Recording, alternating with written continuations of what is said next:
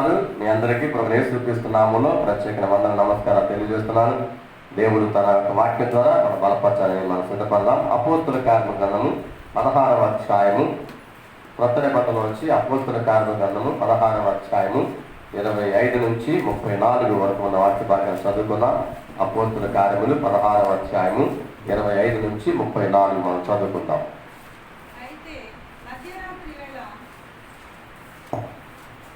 అయితే మధ్యరాత్రి వేళ పౌలును శీలయు దేవునికి ప్రార్థించుచు కీర్తనలు పాడుచునుండిరి, ఖైదీలు వినుచుండిరి. అప్పుడు అకస్మాత్తుగా మహాభూకంపము కలిగెను, చెరసాల పునాదులు అదరెను, వెంటనే తలుపులన్నీ తెరుచుకొనెను, అందరి బంధకములు ఊడెను. అంతలో చెరసాల నాయకుడు మేలుకొని చెరసాల తలుపులన్నీ తెరిచిండుట చూచి ఖైదీలు పారిపోయారనుకొని కత్తి దూసి తను తాను చంపుకొని పోయాను. అప్పుడు పౌలు, నీవు ఏ హాని చేసుకునవద్దు, మేమందరము అక్కడనే ఉన్నామని బిగ్గరగా చెప్పాను. అతడు దీపము తెమ్మని చెప్పి లోపలికి వచ్చి వణుకుచు పౌలునకు శీలనకు సాగిలపడి వారిని వెలుపలికి తీసుకుని వచ్చి, అయ్యలారా, రక్షణ పొందుటకు నేనేమి చేయవలనెను? అందుకు వారు, ప్రభు అయిన యేసునందు విశ్వాసం ఉంచుము, అప్పుడు నీవును మీ ఇంటి వారును రక్షణ పొందుదురని చెప్పి అతనికి అతని ఇంటనున్న వారందరికీ దేవుని వాక్యము బోధించిరి. రాత్రి ఆ గడియలోనే అతడు వారిని తీసుకుని వచ్చి వారి గాయములను కడిగెను. వెంటనే అతడును అతని ఇంటి వారందరూ బాప్తిస్మం పొందిరి. మరియు అతడు వారిని ఇంటికి తోడుకుని వచ్చి భోజనం పెట్టి దేవుని యందు విశ్వాసం ఉంచిన వాడై తన ఇంటి వారందరితో కూడా ఆనందించెను. చాలా చదువుకునే లేఖన బాగా చదివినట్లయితే శరలో స్తుతి ఆరాధన. ఎక్కడంటే స్తుతి ఆరాధన? శర అంటే దుఃఖం అనుకున్నాం, మరి కష్టం అనుకున్నాం, బాధ అనుకున్నాం. ప్రస్తుతం మనం కూడా కష్టాల కాలం ఉన్నాం. ఎందుకంటే ఈ కరోనా COVID-19 పాండమిక్ సిచ్యువేషన్ అంటున్నారు ప్రస్తుతం. అది ఎక్కడ చూసినా కోవిడ్ మహమ్మారితో ప్రజలు ఎన్నో ఇబ్బందులు ఎదుర్కొంటున్నారు. ఆర్థికంగా కానివ్వండి, లేకపోతే ఆరోగ్య విషయాలు కానివ్వండి, లేకపోతే కుటుంబ విషయాలు, అన్ని రకాలుగా బాధలు పడుతున్నారు. సో మనం కూడా అలాంటి సిచ్యువేషన్ ఉన్నాం.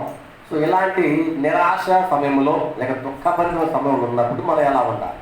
ఆనాడు పౌలు శీలలు ఏం చేశారో మనకు చదువుకున్నాం అనమాట. దానికి ముందున్నటువంటి ఆ పై భాగం అంతా కూడా మనం చదివితే, ఫిలిప్పీ పట్టణములో దేవుని సువార్త ప్రకటించడానికి పౌలు భక్తులు వెళ్ళారు.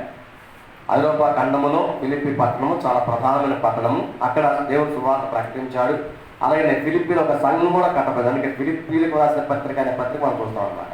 సో తుయతైలలో లుదియా అనే ఒక భక్తురాల్ని మొట్టమొదటిగా దేవుడు ఆమె రక్షించడం జరిగింది, ఒక అన్యురాలు. ఆ తర్వాత ఈ రెండో వ్యక్తి అనమాట. ఇక్కడ ఒక దెయ్యం పట్టినండి ఆ చిన్నారి ఎవరైతే పొత్తాకి విసిగిస్తున్నారో ఆమెలో ఉన్న దెయ్యాన్ని పోగొట్టాడు అనమాట పౌలు భక్తుడు.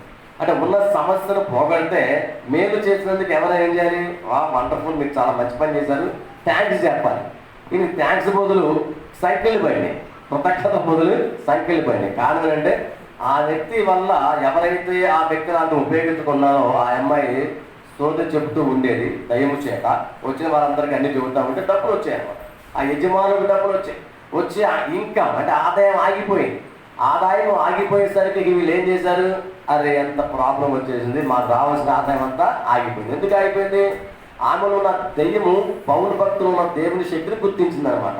అంటే దెయ్యాలు సైతము దేవుని శక్తిని గుర్తిస్తున్నాయి, కానీ మనుషులు గుర్తించలేకపోతే చాలా విచారకరం. చాలా మంది దేవుని గురించి చెప్తే ఇంకా గుర్తించలేకపోతే దేవుడు ఎంత గొప్పవాడో, ఎంత శక్తివంతుడో, ఆయన ప్రభావం ఎంత మహిమాన్వితమైనదో దుష్ట శక్తులు సైతం గ్రహిస్తున్నాయి, కానీ మానవులు మాత్రం కొన్నిసార్లు గ్రహించలేకపోతున్నారు. ఆ మనుషులు గుర్తించాలి. అందుకని కేవలం ఫైనాన్షియల్గా అంటే ఆర్థిక విషయాలు మాత్రం ఆలోచించారు. ఆత్మ విషయాలకు వచ్చిన అవగాహన లేని వారే వారికి వచ్చిన ఆదాయం పోయిందని చెప్పి ఇది ఎవరి వల్ల వచ్చింది కష్టము నష్టము అంటే అది కూడా పౌలు శీలండి. ఆ పౌలు అని ఆయన వచ్చాడు, ఆయనే ఆ విషయాన్ని కనిపెట్టాడు. పత్తాకు వచ్చి అరుస్తా ఉంటే ఎక్కడ పడితే అక్కడ ఏడుస్తున్నాము గర్తించిన పొమ్మని చెప్పి వెనక భాగం మనం కాపాడుతుంది. అది సందర్భం కాదు, ఆ కాంటాక్ట్ చెప్తున్నారు అన్నమాట.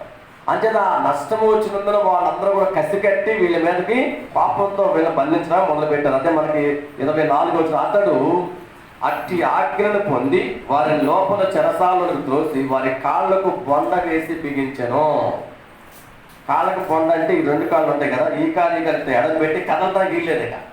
సంఖ్యలు వేసేసి కాలికి చెక్కలు వేస్తారు, అటు ఇటు చెక్కలు కట్టేస్తారు అనమాట. నీకు కదలటానికి వీలు దాన్ని బొండ అంటారు అనమాట. బండ కాదు, బొండ. అంటే 2 చేతులు కట్టేశారు, 2 కాళ్ళు కట్టేశారు, కదలటానికి వీల్లేదు. అంటే ఫ్రీగా లేదనమాట. ఇంకా వీళ్ళు చేసిన మంచి పని వాస్తవానికి ఆమెలో ఉన్న దెయ్యాన్ని పోగొడితే మంచి మనిషి అంటే ఆ పిల్లలు బాగు చేసిన వాస్తవానికి ఆ బాగు చేసి దెయ్యాన్ని ఎలగొట్టి అంత సంతోషపడదని దెయ్యం పోయిందని చెప్పి హ్యాపీ కదా. కానీ ఇక్కడ ఆ దెయ్యం పోవడం వల్ల వాళ్ళకి నష్టం వచ్చింది. ఆ బిజినెస్ చేసేవాళ్ళకి, వ్యాపారం చేసేవాళ్ళకి వ్యాపార నష్టం వచ్చింది కాబట్టి వెంటనే కసికట్టి పౌలుని తీసుకొని జైల్లో వేయటం మొదలైంది. చెరసాల్లో వేస్తారు, కదలటానికి అవకాశం. ఒకవేళ అలాంటి పరిస్థితి కనుక మనకు వస్తే, మీకైనా నాకైనా వస్తే మనం ఏం చేస్తాం? దేవా అసలు ఉన్నావా? ఇది న్యాయమా? నేను మంచి పని చేశా, మంచికి మంచి జరగాలి కదా, మరి కీడు జరిగింది ఏంటి?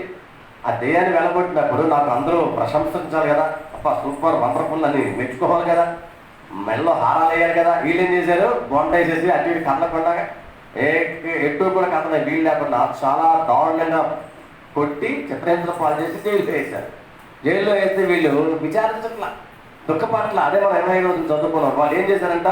రాత్రి వేళ మధ్యరాత్రి వేళ పౌలు శీల దేవునికి ప్రార్థన చేయడం మొదలుపెట్టారు. ప్రార్థిస్తూ కీర్తనలు పాడుతున్నారు, అంటే భజన చేయడం మొదలుపెట్టారు. ఆరాధనలు మనం కనుక కళ్ళు మూసుకొని ధ్యానపూర్వకంగా ఆనందంలో పారవశ్యం చూస్తాం. ఆనంద పారవశ్యం అంటాం. దేవుణ్ణి ఆనందించాలి. మనం దేవుణ్ణి ఆనందిస్తే మనకి ఏదైతే కష్టాలు ఉన్నాయో, శ్రమలు ఉన్నాయో, శోధనలు ఉన్నాయో, బాధలు ఉన్నాయో, ఇవన్నీ ఏం చేస్తాయంటే వాటిని పునః గాలికి వెళ్ళిపోయినట్టు వెళ్ళిపోవాలి. దేవునికి మహిమ కలుగును గాక. దేవుడు నమ్మదగిన వాడండి. మనకున్న శ్రమలు, మనకున్న శోధనలు, మనకున్న కష్టాలు మనం ఒత్తిడి చేసినప్పుడు, లేదా కిందకి నెట్టి వేస్తున్నప్పుడు మనం ఇంకా వాటిని ఎదుర్కోవాలంటే మనకి ధైర్యం కావాలి. వీళ్ళు అర్ధరాత్రి వేళ నిజానికి దెబ్బలు తిన్నప్పుడు ఎత్తండాలకి అంతా కూడా గాయాలైపోయింది, బాగా కొట్టారు. పైనంతా కూడా కొస్తే వాళ్ళు లాగి తొమ్మిదిగా జనసమూహం వచ్చి వాళ్ళ మీద పడి బాగా కొట్టారు, దెబ్బలు కొట్టారు. చిత్రహింసల పాలైన కారణం అదే. వాళ్ళు మంచి చేసినా కూడా కీడు చేసిన వారిగా ఫీల్ అయ్యి వాళ్ళు కొట్టి లోపలేస్తే వాళ్ళు విచారించకుండా, దిగులు పడకుండా, దేవుని దూషించకుండా ఆ ఉన్న చుట్టూ ఖైదులు ఎంత ఉంటే వాళ్ళతో పాటు ఇల్లు కూడా భజన చేయడం మొదలుపెట్టారు. వాళ్ళందరూ ఆశ్చర్యపోతారు, ఇదేంటి వీళ్ళు ఇంత చిత్రం పాలు చేసి కొట్టి లోపల పడేసి కదలటానికి వీలు లేకుండా అటు ఇటు కాళ్ళు కూడా ఫ్రీగా స్వేచ్ఛ లేదా, అయినా కూడా నోరు ఖాళీ ఉండగా స్థుతించడానికి నోరు కావాలి కదా. సో నోరు ఉంటే చాలు కదా. ప్రభుత్వం ప్రార్థన మొదలుపెట్టారు, పాటలు పాడడం మొదలుపెట్టారు, కీర్తనలు పాడుతున్నారు, హ్యాపీగా పాడుతున్నారు. ఏ పాట పాడదు అనగా పాకండి, అక్కడ లేదు ఏ పాట పాడదు కదా. మనమైతే ఏం పాడదాం? ఎక్కడున్నావు దేవుడా, నువ్వు అసలు దేవుడు వేనా, దేవుడు వేది లాగే కట్టు వెతుకుతున్నా బాబోయ్ అని పడేవాళ్ళం. వాళ్ళు అలా పాడాల ఆనంద పారవశ్యం చెందారనమాట. ఆ పారవశ్యం చెందేసరికి ఏమైంది? అక్కడ 26 రోజులు మనకు కనపడుతుంది. వెంటనే చెరసాల పునాదులు ఎదిరిపోయాయంట. మీరు ఆలోచించండి, కాళ్ళు ఏమో ఇక్కడ బంధించేశారు, 2 కాళ్ళు లేవు ఇక్కడ అటు ఇటు కాకుండా ఉన్నాయన్నమాట కదా. అటు ఇటు కదలకుండా ఉండిపోయింది. అలాంటప్పుడు ఎట్టా పాడారంటే నోరు ఖాళీయే కదా, ఆనందంగా పాట మొదలుపెట్టారు. ఆ పాటల ప్రభావానికి, పాటల ఉజ్జీవం అంటాం చూసారు, ఉజ్జీవంగా పాడారని అంటారు. అప్పుడు రివైవల్ సాంగ్స్. కొన్నిసార్లు మన బాధ నిర్జీవంగా ఉంటాయి, నిర్జీవం కాదు ఇక్కడ ఉజ్జీవం. ఆ ఉజ్జీవం రావడం ద్వారా పునాదులు ఏదైతే ఉన్నాయో ఆ చెరసాల పునాదులు ఒడిగిపోయాడు. అంటే అంత చక్కగా పాడగలిగారు. ఎక్కువ మాట చెప్పాలంటే ఎనకో భక్తులు అన్నాడు, వాళ్ళు పాడుతూ ఉంటే దేవుడు ఆలకిస్తున్నాడంట. దేవుడు ఆలకిస్తుంటే మనం కూడా వింటున్నాం. కొన్నిసార్లు తాళం వేస్తాం కాలుతో, బొట్టనది ఇలా అంటా ఉంటాం కదా, చప్పట్లు కొడతాం అనుకోని బొట్టనది ఇలా కొడతాం కాలు కదా కింద. ఆ కొడతా ఉంటే మనమైతే చిన్న ఎట్టుకుంటే ఏం ఒక్కరో కూడా ఊగదో సాగదో. దేవుడు మహా గొప్పవాడు కదా, ఆయన జస్ట్ అలా ఆనంద పారవశ్యం ఆయన కూడా అలా భూమిని కొట్టాడు. ఎందుకంటే ఆకాశమేమో సింహాసనం అన్నాడు, అది అక్కడ కూర్చున్నాడు. అంత పొడుగు నాకు కంగారు పడకండి, అర్థమైన కోసం చెప్పాడు. భూమి నా పాదపీఠం అన్నాడు. అంటే దాని అర్థం ఆకాశమే ఆయన కూర్చొని పాదం అంత పొడుగుందా? ఆయన దెయ్యమైన కాదు పొడుగు కూర్చోబెట్టాడు కాదు. అంటే అంత విశాలమైన దేవుడు, అంత గొప్ప దేవుడు చెప్పడానికి వాడబడింది. కానీ ఆయన ఆకాశంలో అక్కడ కూర్చొని పాలతో కొడతా ఉంటే, ఆయన తాళం వేస్తా ఉంటే ఆ తాళానికి భూమి వణికిపోయింది. కారణం ఆయన పారవశ్యం చెంది అంత గొప్పగా వీళ్ళు పాడగలిగారు బాధలో. అందుకే చెరలో ఉండి లేకపోతే కష్టాల్లో ఉండి స్తుతిస్తున్నారు, ఆరాధిస్తున్నారు, పాటలు పాడుతున్నారు. అలాంటి పాఠాలు మనం నేర్చుకోవాలన్నమాట. ఏమిటా పాఠం? మన బాధల్లో కూడా దేవుడు గొప్పగా స్తుతించడం అనుభవం మనకు కావాలి. మన కష్టాల్లో కూడా ప్రభా నువ్వు గొప్ప దేవుడు, నువ్వు ఏమై ఉన్నావో అందరి బట్టి నువ్వు స్తుతిస్తున్నావు అని చెప్పగలిగే విశ్వాసులు ఈనాడు కావాలి. కానీ సహజంగా దీవెనలు వస్తే వండర్ఫుల్ గాడ్ అంటారు, ఒకవేళ కష్టాలు వస్తే బ్యాడ్ గాడ్ అంటారు. మనుషులు అలాంటి వెళ్తారు, మనందరం అంటారు. మేలు చేస్తే సూపర్ అంటాం, మేలు రాకపోతే ఏం దేవుడా అంటాం. కానీ దేవుడు ఎప్పుడూ నమ్మదగిన వాడే. ఆయన ఏది పెట్టినా ఆయన మనకు ఉపకారం చేయడానికే సిద్ధపడుతున్నాడు. వారికి వచ్చిన కష్టం వల్ల ఒక నాయకుడు ఆ ఫిలిప్పీ పట్టణంలో ఆ చెరసాల అధికారి, జైల్ ఆఫీసర్ అనమాట, జైలు సూపరింటెండెంట్ అంటే ఆ జైలు మీద అధికారి రక్షణ పొందడానికి వీళ్ళకి దెబ్బలు దాల్చి వచ్చింది. అంటే ఒకవేళ మీకు నాకు కష్టం వచ్చింది అంటే మన ద్వారా ఎవరో రక్షించబడబోతున్నా, మన ద్వారా ఎవరికి మేలు కలగబోతుంది. ఎవరికో మేలు కలగాలి, మాకు దెబ్బలు చేయడం ఏమిటి న్యాయమా స్వామి అని ప్రభుత్వం అడుగుతాం మనం కదా. మనకు రక్షణ రావడానికి మన ముందు ఎవరో దెబ్బలు పడ్డారు, ఎవరో శ్రమలు పడ్డారు, వారెవరో వచ్చి మన సువార్త చెప్పారు కాబట్టే మనకి రక్షణ గ్రహించాలి. అది మనకేం తెలుసు? మనకు కూడా ఒకప్పుడు తెలియదు కదా. యేసయ్యను నమ్ముకున్నామంటే మనం మంచితనమో నీతిమంతులమో గొప్పవాళ్ళం కాదు. దేవుడు తన ఉచితమైన కృప ద్వారా మనకు ఒక అవకాశం కల్పించాడు. ఎవరో సువార్త చెబితే విన్నాం, విని అంగీకరించాం. అలాగే నీ ద్వారా నా ద్వారా కూడా ఇంకా ఎందరో రక్షించబడవలసిన వారు విన్నారు. యేసయ్య ఇదిగో నేను త్వరగా వస్తున్నాను అన్నాడు. ఎప్పుడు వస్తున్నాడు చెప్పాడా? టైం చెప్పాలి. కానీ వస్తానని మాత్రం చెప్పాడు. ఖాయం వస్తానన్నవాడు నమ్మదగిన వాడు. మనమైతే వస్తానంటే రాము. కొంతమంది రేపే వస్తాడు, రుచిదే రానే రాదు. రేపు ఖచ్చితంగా వస్తానంట. నేను కాయలు ఒత్తులు వేసుకుని కాయలు కళ్ళల్లో ఒత్తులు అంటారు. ఆ వేసుకుని చూస్తాం వస్తాను అంతేరా. కనీసం రాలని ఒక ముఖం కూడా చెప్పడం. ఆ ఎదురు చూపుకుండా ఉండవు కదా. కానీ దేవుడు అలా చేసేవాడు కాదు. దేవుడు నిజంగానే న్యాయవద్దు. ఆయన త్వరగా వస్తాడు. ఆయన వచ్చే వరకు మనకి తెప్పలు లేదా శ్రమలు బాధలు వాటి నుంచి కృంగిపోనట్లేదు, కానీ శ్రమలలో సైతము ఆనందించే వారిగా ఉండాలి. ఇక పౌలు శీలలు చెరసాలను వేసినప్పటికీ వారికైనా దుఃఖాన్ని బట్టి లేదా వారికైనా బాధలను బట్టి వారికి దెబ్బలు బట్టి విచారిస్తూ కూర్చోరు. ప్రభుత్వంలో అవకాశం తీసుకున్నారు. ప్రార్థన చేద్దాం. దీనిలో ఒక ఎక్స్పీరియన్స్. ముఖ్యంగా పౌలు గారికి మంచి అనుభవం. ఎలాంటి స్థితిగతుల్లో అయినా మనం దేవుని స్తుతించాలి. చెరలో వేయబడి త్రోయబడి పౌలు శీలలు ఉన్నప్పటికీ దేవుని స్తుతిద్దాం, ఆరాధించుదాం. ఎందుకంటే దేవుడు గొప్పవాడు. చూడండి రోమాపత్రిక 8వ అధ్యాయములో ఆ యొక్క శ్రమలు వచ్చినప్పటికీ మనం ఎలా జీవించాలో మనం నేర్చుకుంటున్నాం. ఇక్కడ దేవుడు నమ్మదగిన వాడు, ఆయనకు అసాధ్యమైనది కాబట్టి ఎలాంటి సిచ్యువేషన్ అయినప్పటికీ మనం దేవుని స్తుతించాలి. రోమాపత్రిక 8వ అధ్యాయము 35 నుంచి చదువుకుందాం.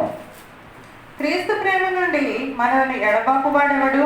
శ్రమైనను బాధ అయినను హింస అయినను కరువైనను వస్త్రహీనత అయినను ఉపద్రవమైనను ఖడ్గమైనను మనలను ఎడబాపునా? చాలా ఇంకా చదువుతూ చాలా ఉంది అక్కడ, మీ తర్వాత చదువుకోండి. ఒక మాట కనపడి శ్రమ అయినా బాధ అయినా హింస అయినా కరువైన వస్త్రహీనతైన ఉపద్రవమైన ఖడ్గమైన మనలను ఎడబాపునా. అంటే దేవుని ప్రేమ నుండి అదేమి మనం దూరం చేయలేదు. ఏ శ్రమ అయినా, ఎలాంటి కష్టం వచ్చినా, ఎలాంటి కీడు వచ్చినా, ఎలాంటి బాధ వచ్చినా, ఒక వస్త్రహీనత వస్త్రం లేకపోయినా, కరువు కారణాలు వచ్చినా, ఏమి వచ్చినప్పటికీ కూడా అదేమి దేవుడి నుంచి మనం దూరం చేయలేవు అంటున్నాడు పౌలు గారు. ఆయనకు అనుభవం ఉందన్నమాట. అంటే మన జీవితాలు కూడా ఎలాంటివి వచ్చినా దేవుడి నుంచి మనం వేరు చేయకూడదు. దేవునికి దగ్గర అవ్వాలి. మనం ఇంకా దేవుని యందు విశ్వాసం ఎదగవలసిన వారు ఉన్నాం. దేవునికి మనం నమ్మకస్తులమే జీవించాలని దేవుని వాక్యాన్ని సెలవిస్తున్నాం. నిజంగా మనకు దీవులు రావాలి అంటే శ్రమలలోనే మన భక్తి బయటపడుతుంది. యథార్థమైన భక్తి పనులు ఎవరో శ్రమలు అవుతున్నారు అదే తెలుస్తున్నమాట. బైబుల్ మనందరూ తెలిసి గొప్ప భక్తులు యువకుండా, ఇక ఆయన మించిన భక్తులు మనకు లేదన్నమాట. అంత కఠినమైన శ్రమలు ఎదుర్కొని విజయాన్ని సాధించాడు కాబట్టి మనకు ఒక రోల్ మోడల్, ఒక నమూనాగా కనపడతా ఉన్నారు. మన జీవితాల్లో అలాంటి క్లిష్ట సమస్యలు వచ్చినప్పుడు, ఇలాంటి కష్టకాలంలో అనగారిపోకుండా, దిగులు పడిపోకుండా, కింద పడిపోకుండా దేవుడు మనకు సహాయం చేస్తాడు. శ్రమ అయినా కష్టమైనా ఏదైనా సరే ఎదుర్కొంటారు. విశ్వాసంలో ఆనందించాలి. వాళ్ళకి చెబుతున్నదే దేవుని సన్నిధిలో ఆనందిస్తున్నారు. ప్రభుత్వం పాటలు పాడుతూ ఉన్నారు, ఉత్సాహంగా పాడుకుంటారు, ఉల్లాసంగా పాడుకున్నారు. బాధలను మర్చిపోవడానికి దేవుని సన్నిధిలో సమయం గడిపినట్టుగా కనపడతాం. మనకి బాధ రాగానే దేవుని మర్చిపోతాం, దూషించడం మొదలు పెడతాము, కనపడిన అందరూ తిడతా ఉంటాం, అట్ట జరిగింది. కానీ వీళ్ళు అలా చేయలే. అంటే భక్తి జీవితంలో నిజంగా మనం ఎదిగే వారిగా ఉండాలంటే, దేవుడి నుంచి దేవుని పొందుకోవాలంటే దేవుని శ్రమలో సైతం స్థుతించేవారు ఉండాలి. శ్రమలో కూడా మనం ఆరాధించే మనస్సు నీలో నాలో ఉండాలి. ఒకవేళ మనం అలాంటి మనస్సు కలిగి ఉంటే నమ్మండి, మనకి ఏ కష్టం వచ్చినా అది ఎగిరిపోతుంది. గాలి కనుక బాగా ఊకపోట్టు అంటారు సరే, గాలికి ఎగిరిపోతుంది. అదే గట్టివైతే ఎగరం. మనకు వచ్చే శ్రమలు అలాంటివే అనుకుంటా. మనం చాలా గట్టివైనవి, చాలా కఠినమైన శ్రమలు అంటే ఇవి, చాలా కఠినమైన బాధలు అంటే ఇవి. నిజమే, బాధలు కఠినమే, శ్రమలు కఠినమే. కానీ వాడు తీయగల సమర్థుడు యేసయ్య మన చెంత ఉండాలి. ఆయన తలుచుకుంటూ ఆయనతో పాటలు పాడేవారిగా ఉండాలి. ప్రభు సన్నిధికి వచ్చిన ఆనందంగా రావాలి. అందుకే దేవుని మందిరానికి ఉత్సాహంగా రావాలి. ఎందుకంటే ప్రభు దీవిస్తాడు. మీరు ఏ బాధలతో వచ్చినా నమ్మండి, మీరు విశ్వాసంతో వస్తే మీకు బాధలు ఎలాగ ఎగిరిపోతాయి. ప్రశాంతంగా వెళ్తారు. ఇక్కడ అమ్మయ్య దేవుని మందికి వెళ్ళి ఎంత సంతృప్తిగా ఉందో, దేవుడు ఎంతో చక్కగా దీవించాడు, ఆత్మను ఆనందింపజేశాడు, దేవుని శక్తి నాకు అనుగ్రహించాడు, ఇక నాకే భయమో లేదు, దేవుళ్ళని ధైర్యంగా వెళ్తారు. ఆ నమ్మకం మనకు కావాలి. పౌలు శీలలు అలాగే వారికి ఎదురైన శ్రమలో భయపడకుండా, ఆందోళన చెందకుండా ప్రార్థించారు, పాట పాడారు. కాబట్టి అక్కడ గొప్ప అద్భుతం జరిగింది. ఎప్పుడైతే వారు చేయటం మొదలు పెట్టారు, అన్యాయంగా చెరలో వేయబడ్డ దాన్ని ప్రక్కన పెట్టి ఇది దేవుని మహిమ కొరకే అని వారు జీవించారు కనుకనే వారి ద్వారా మరో వ్యక్తుల మార్పు కలుగుతుంది. వెంటనే ఆ తర్వాత మనకు కనపడుతుంది. మరలా చూద్దాం, అపోస్తలుల కార్యాలు 16వ అధ్యాయానికి వద్దాం. 28వ వచనంలో ఆ భక్తుడు చేసిన దానికి వెంటనే భయపడుతున్నాడు. అప్పుడు పౌలు, నీవు ఏ హానియూ చేసుకోవద్దు, మేము అందరము ఎక్కడనే ఉన్నామని బిగ్గరగా చెప్పాను. ఆ జైలు అధికారికి భయం వేసింది. అంతా కూడా ఓపెన్ అయిపోయినాయి. చెరసాల్లో అందరూ వెళ్ళిపోయారేమో, ఒకడు అందరూ వెళ్ళిపోతే మళ్ళీ నా మీద భారం. ఎందుకంటే వాళ్ళు అధికారులు వచ్చి మళ్ళీ అడుగుతారు, నీ వల్లే వెళ్ళిపోయారు, నీ వల్లే పారిపోయారు కదా, నువ్వు మరణానికి పాత్రుడు వేసి చెప్పేస్తారు. దానికి నేనే చచ్చిపోవడం బెటర్ కదని ఆత్మహత్య చేస్తుందని చెప్పి కత్తి చూసుకొని చచ్చిపోదాం రెడీ ఒక అధికారి. కానీ ఆ వెంటనే పౌలు గారు చూసి, కంగారు పడక నాయన ఆగు, మేము ఎవరైనా పారిపోవాలి, ఒక్క మనిషి కూడా అక్కడి నుంచి బయటకు వెళ్ళాలి. అదే జైలు మొత్తం తెగాతింపులు అయిపోయి అన్ని చైన్స్ వైపులు అయిపోయి వదిలేస్తే జనం ఏమవుతుంది చెప్పండి. లోపల ఉన్న ఖైదులు నిరంతరంగా పని ఛాన్స్ పారిపోదాం అనుకోవచ్చు కదా, కానీ అక్కడ పారిపోవాలి. ఎందుకంటే పౌలు గారిని చూడగానే అందరిగా తోటి ఖైదులు ఆశ్చర్యతలు ఆగి ఉండిపోయారు. ఈ దేవుడేమో లేదా ఎంత అద్భుతం ఎలా జరిగింది. చెరసాల మొత్తం ఒలిగిపోయింది. సంఖ్యలు అంతా చైన్స్ లాంటివి మొత్తం కూడా. ఎందుకంటే ఆ గేట్లకి వేసేవాళ్ళు కింద నేలకి స్పెషల్గా వేసి సంఖ్యలు వేసేవాళ్ళు. లాగడానికి కూడా రావు, అంత గట్టిగా వేసేవాళ్ళు. చాలా పవర్ఫుల్గా ఉండేవారు. అయినా అవన్నీ కూడా తుత్తు నీళ్ళు అంటారు. అదే చిన్న పుల్లలు ఎలాగేసి అంత పిల్లకాయలు తీసుకొని అలా బెండు మొక్కలు వేసినట్టుగా అంత ఈజీగా దేవుడు ఇచ్చరికి కంగారు పడ్డారు. ఈ వ్యక్తి సామాన్యమైన కాదు. అందరూ చెప్పండి, అక్కడ కథ తగ్గిన లెక్కన దేవుడు కపడతారని చెప్పుకుంటాడు. అంతే, ఎక్కడ అక్కడ ఆగిపోయారు. అందుకే అధికారం వచ్చి భయపడిపోయాడు. ఇక నేను చచ్చిపోను, ఎందుకంటే నన్ను అనవసరంగా వాళ్ళు చంపేస్తాను. మన అబ్బాయి అధికారులు కంగారు పడితే, నువ్వేం కంగారు పడుతున్నాను, ఎవరు వెళ్ళలేదు, ఇక్కడే అందరం ఉన్నాం. అలాగే ఒక్కసారి ఆశ్చర్యం. వెంటనే ఇక అతనిలో ఒక ఇంటర్నల్ చేంజ్ వచ్చేసింది. అంత అంతరంగంలో మార్పు వచ్చేసింది. విన్నాడు, వాళ్ళ కళ్ళ ముందే వాళ్ళని కొడతా ఉంటే ఏం చేయాలి, ఈయన కూడా మరి అధికారి కదా, లోపల ఏంటన్నది వేస్తాను. అంతే, వేసిన తర్వాత ఆ ప్రభావం కనిపెట్టాడు. కాబట్టి వెంటనే రెండు మాట 30వ వచనంలో అంటున్నాడు. అప్పుడు 30 అయ్యలారా, రక్షణ పొందులకు నేనేమి చేయవద్దు అంటే రక్షించబడడానికి నాకేం కావాలి, వెరీ గుడ్, ఇక్కడ రక్షించడం బాగానే ఉంది. ఇక కొంత విధమైన మార్పు వచ్చేస్తుంది. నేను రక్షించబడాలి, అతనిలో ఆశ్చర్యమైన మార్పు వచ్చేస్తుంది. ఏం చేస్తే నాకు ప్రొటెక్షన్, భద్రత కలుగుతుంది. ఈ భద్రత కాదు నాకు కావాల్సింది, ఆత్మీయమైనటువంటి మార్పు కావాలి. ఆత్మలో మనిషి రక్షించబడాలి, అది కావాలి. ఒక జైలు అధికారికి అతనిలో అంతరంగ మార్పు ఎలా వచ్చినది, వారు చేసిన ప్రార్థన ప్రభావమే. కఠినమైన శ్రమలు, కాఠిన్యమైన దెబ్బలు తిన్న తర్వాత కూడా వారు జైలులో ఉండి పౌలు సేవలను ప్రార్థించారు. దేవుని యొక్క శక్తి దిగి వచ్చింది కనుక ఆ అద్భుతాలు చూసినప్పుడు, అద్భుతాలు చూసిన ద్వారా అతనిలో మార్పు కలిగింది. మరి నీలో నాలో అద్భుతాలు జరుగుతున్నప్పుడు మన కుటుంబాల్లో ఉన్న బంధువులు, మన చోటు ఎంతోమంది ఉన్నారు ఇక్కడ మన బంధువుల్లో, లేక మన పరిచయస్తులు, మన చుట్టూ ఉన్న వారు ఎవరైతే మనం చూస్తున్నారో వారిలో మార్పు రావాలి. ఏమిటి, నీకు చేసిన దేవుడు నాకు కూడా చేస్తాడు, నాకు కూడా ఈ దేవుడు కావాలి. నీకు అద్భుతం చేసేది నాకు కూడా చేస్తాడు కదా, ఆ అద్భుతమైన దేవుడు నాకు కావాలని మనసు చెప్పగలిగేటట్టుగా దేవుని పేర జరగాలి. ఇక్కడ అదే జరిగింది. ఆ జైలు అధికారి వచ్చి అడిగినప్పుడు నువ్వేం కంగారు పక్కన, ప్రభు అయిన యేసునందు విశ్వాసం ఉంచు, అప్పుడు నీవును నీ ఇంటి వారును రక్షణ పొందాలి. నువ్వు ఒక్కడవే కాదు, నా హోల్ ఫ్యామిలీ, మీ ఇంటి మొత్తం కూడా రక్షణ పొందాలి. ఒకటే సింపుల్ ప్రిన్సిపల్, యేసు ప్రభునందు నువ్వు విశ్వాసం ఉంచు. ఇప్పుడు దాకా ఏదేదో పెట్టుంటావు, ఏదేదో నమ్ముంటావు, ఎక్కడెక్కడ నమ్మకం పెట్టావు, పక్కన పడే ఎన్నొద్దు. కేవలం జస్ట్ బిలీవ్ జీసస్ క్రైస్ట్. నువ్వు చేయకపోతే యేసునందు విశ్వాసం నీకు అంతగా ఎక్కలేదు. అంతేనా, ఇంత సింపులా? ఆ ప్రభువుని నమ్మడం చాలా కష్టమైపోతుంది జనానికి. రోజు మనం నమ్ముతున్నాం యేసు ప్రభువును, ఆయన ఏది విశ్వాసం వచ్చు, నీకు అన్ని ప్రొటెక్షన్స్, అన్ని విధాల భద్రతను దేవుడు అనిపిస్తాడు, కాపుదల దేవుడు అనిపిస్తాడు, ఆరోగ్య విషయంలో దేవుడు సహాయం చేస్తాడు, ఆహార విషయంలో దేవుడు సహాయం చేస్తాడు, అన్ని విషయాల్లో దేవుడు సహాయం చేస్తాడు. ఏం కావాలి చెప్పడం మనకి? ఆహారం కావాలి, ఆరోగ్యం కావాలి, అన్ని విషయాలు కావాలి. ఈ మూడు కూడా ఆయన ఇచ్చేవాడు మనతో ఉంటే దిగులెందుకు నీకు నాకు. మరి మనం ఏం చేయాలా? యేసునందు విశ్వాసం ఉంచాం. ఆల్రెడీ విశ్వాసం ఉంచామని మేము బిలీవర్స్ అని అన్నామచ్చు. ఎంత విశ్వాసం ఉంచాం? శ్రమలో సైతము, ఇరుకు ఇబ్బందుల్లో సైతము ఆ పాపం నుంచి తీసుకురాగల సమర్థుడు, నన్ను విడిపించగల సమర్థులను నువ్వు నమ్మగలిగే అంత నమ్మకం కావాలి. అదే ఇక మన కనపడి పౌలు గారు వెంటనే అతను చనిపోవడానికి ఇష్టలేని వాడే ఆగయాలు చనిపోబాక అన్నాడు. అంటే మరో వ్యక్తి రక్షించబడటానికి ఈ వ్యక్తులు చేసిన ప్రార్థన ప్రభావం దేవుడు అద్భుతం చేశాడు. ఆ అద్భుతంలో భాగంగానే ఆ జైలు అధికారి కూడా రక్షించబడ్డాడు. ఫిలిప్పు జైలు అధికారి గొప్ప విషయం కదా. ఒక అధికారిని సైతం దేవుడు మార్చగలిగినాడు. ఎలాగా? ఆ శ్రమ వచ్చిన ద్వారానే. శ్రమ రాకపోతే అధికారి రక్షించబడేవాడు కాదు. ఆ కష్టం రాకపోతే దేవుడి మహిమ బయటపడేది కాదు. మనం చాలాసార్లు నాకెందుకు ఈ తెప్పలం, నాకెందుకు ఈ బాధ అంటే, ఆ బాధ వచ్చిన తర్వాత మనం ఇంకా దేవుడికి దగ్గర అవుతాం, దేవుళ్ళకి ఎదుగుతాం, దేవుడితో మన అటాచ్మెంట్ అంటే దేవుడితో సంబంధం మనకు పెరుగుతుంది. దేవుడు ఎంత గొప్పవాడో మనకు అర్థమవుతుంది. ఆయన రెండవసారి రాబోతా ఉన్నాడండి. చెప్పాడు, ఇదిగో నేను త్వరగా వచ్చుతున్నాను. ఎప్పుడు వస్తున్నా టైం చెప్పాల, కానీ ఒక విషయం తెలుసు, వస్తానన్నవాడు రాకుండా మానడు, తప్పకుండా వస్తున్నాడు. మరి ఎదురు చూద్దాం. ఎవరో ఏదో చెప్పారని చెప్పి మనుషుల మాటలు నమ్మద్దు. రాబోతున్న యేసయ్య కొరకు మనం సిద్ధపడదాం, ధైర్యంగా ఎదుర్కొందాం. ఇక్కడ ఎన్ని వచ్చినా ముందుకు వెళ్దాం, ఆగిపోవద్దు. కొన్నిసార్లు ముందుకెళ్తున్న ఎన్నో అపరాధాలు వస్తాయి కదా. స్పీడ్ బ్రేకర్స్ వచ్చినప్పుడు ఆగిపోతుంది బండి, ఒక్కసారి ఎక్కడ జీవిలో స్పీడ్ చూసుకోకుండా అనుకోండి, ఎత్తుకుంటే ఎక్కడే బండి. ఒక్కసారి హై స్పీడ్ బాగా ఎత్తుంటాయి, కరెక్ట్గా బ్యాలెన్స్ వెళ్ళినప్పుడు బండి ఎక్కడ పైకి జారిపోద్ది వెనక్కి. అలాగే మనం కూడా అంటే విశ్వాసంలో కనుక మనం నమ్మకంగా లేకుండా ప్రభు మీద విశ్వాసం కొంతే ఉంది, సగం వరకు దిమ్ము వెనక్కి పడిపోతాం. ఆ ఎత్తు కొండ మీద ఎక్కుతున్నప్పుడు బండి ఎలా వెనక్కి సాగుతాం. ముఖ్యంగా కార్లు అయితే తెలుసు, నా కారు అలవాటే మా సురేష్ నేర్పించాడు, భలే చెప్పాడు. ఇలా ముందే చూసుకుని ఎంత స్పీడ్ వెళ్ళాలి కదా, చూసి చూడకుండా వెళ్ళిపోతుందని చెప్పి 4 ఏళ్ళు అని 70 వెనక్కి పడ్డాను. కారులో గేర్లు ఉంటాయి కదా, 1-2 గేర్లు పైకి ఎక్కింది.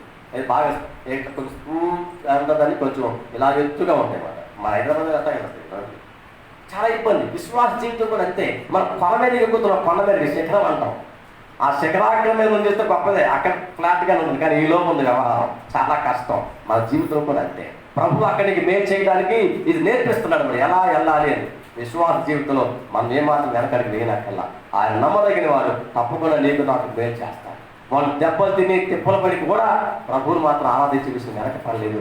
నీవు నేను కూడా మనకు ఎదురయ్యే ఈ తాత్కాలికమైన వాటిని దేన్ని కూడా మనం చూసి ఆగిపోనక్కర్లా. అందుకని మరో చోట ఉండి 2 కొరింథీ పత్రిక 12వ అధ్యాయం 9-10 వచనాల్లో పౌలు భక్తులు వారికి రాస్తూ కోరిన సంఘానికి మనం ఎలా జీవించాలో ప్రోత్సహిస్తూ చెప్పిన మాట 2 కొరింథీ పత్రిక 12వ అధ్యాయం 9-10 వచనాలు చదువుకుంటాం. దేవుడు చెప్పిన మాట, ఆయనతో భయపడినప్పుడు భయపడొద్దని చెప్పి దేవుడు చెప్పాడా, అందుకు నా కృప నీకు చాలును, బలహీనతయందు నా శక్తి పరిపూర్ణమగుచున్నదని ఆయన నాతో చెప్పెను. కాగా క్రీస్తు శక్తి నా మీద నిలిచియుండు నిమిత్తము విశేషముగా నా బలహీనతలందే బహు సంతోషముగా అతిశయపడుదును. నేనెప్పుడు బలహీనుడను అప్పుడే బలవంతుడను.